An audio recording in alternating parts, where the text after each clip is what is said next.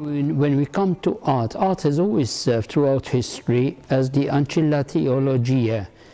And I think we can quote the words of the present Pope when he was still a cardinal, where he said that the two main apologia for Christianity are the lives of the saints and the art that the Church has produced. I think art has a message. Painting, obviously, we judge for its formal values, but religious paintings are meant to serve, to bring people to God. I think this was the idea of the Church throughout the ages. It was emphasized in the Council of Trent, and it's still being emphasized by the present Pope. I think looking at a painting is not just a question of appreciating aesthetic values, but if it's a religious painting, a good religious painting, it should have a message.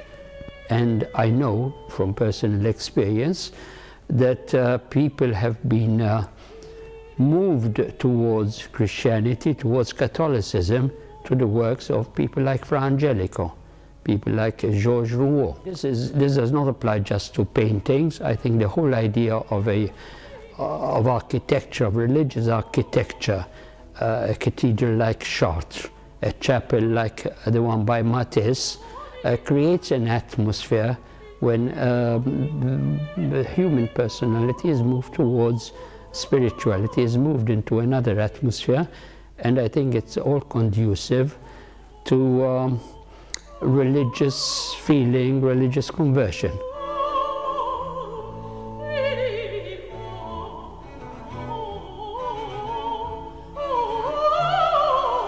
I think this is my own experience from my own life.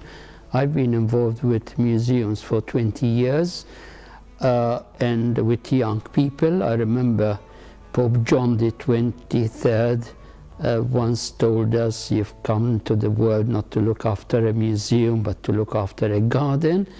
And I've taken this as my program, helping young people, young artists, to develop their talents. I think art in itself is not only a lovely experience, but it enriches men's